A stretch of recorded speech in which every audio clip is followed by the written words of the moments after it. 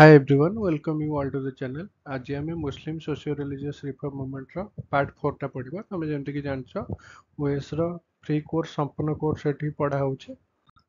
तार एटा कोन मुस्लिम socio religious reform movement रो एटा हला 4th class. देखो फास्ट पढ़िबा कोन देवबंद मूवमेंट विषय रे। ता पूर्वर जे कोनोसी मूवमेंट अछि 6टा 7टा मूवमेंट विषय रे पढ़ी सारची ऑलरेडी।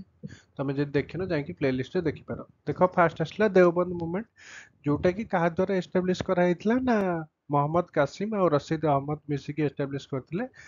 केबे एस्टाब्लिश करथिले 1866 रु 67 भितर एस्टाब्लिश करथिले। और को स्थान रे एस्टाब्लिश हेतिला एटा सहारनपुर जोटा कि यूपी रे अवस्थित हैला। ताकर मुख्य उद्देश्य बा लक्ष्य कोन थिला ना मुस्लिम मानकर रिलीजियस एजुकेशन टाको बढ़ेबे हैला। मुस्लिम मानको अपलिफ्ट करिवे थ्रू रिलीजियस एजुकेशन। तापरे कोन इंडियन नेशनल कांग्रेस जो फॉर्मेशन हेतिला से समय तार सपोर्ट रे थिले कि देवबंद मूवमेंट रो लीडर माने। तापरे कोन एमाने गोटे इश्यू करथिले गोटे फतवा। तुम जानथिबो फतवा काहा अगेंस्ट इश्यू करा जाय जो माने कि माने से माने भाबंती कि रिलीजियस लॉ अगेंस्ट गला बोली हैला। एमाने जो देवबंद मूवमेंट वाला गोटे इश्यू करथिले फतवा काहा अगेंस्ट ना यूनाइटेड इंडियन पैट्रियोटिक एसोसिएशन जोटा थिला सैयद अहमद खान कर तांको अगेंस्ट करथिले हैला। सैयद अहमद खान तुम जानछ अलीगढ़ मूवमेंट सहित जड़ित।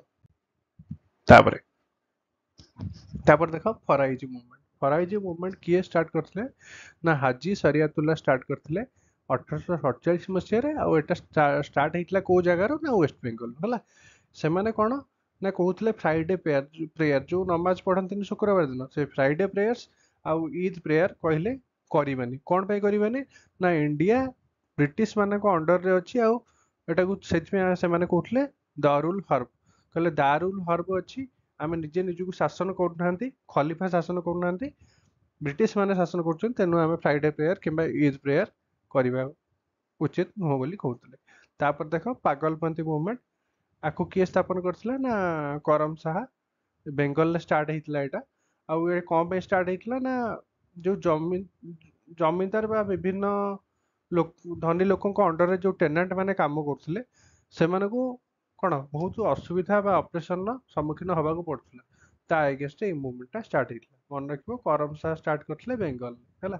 एतिक हसला आज रो डिस्कशन। यदि वीडियोटा भल लागिथिबो लाइक शेयर सब्सक्राइब करिवो।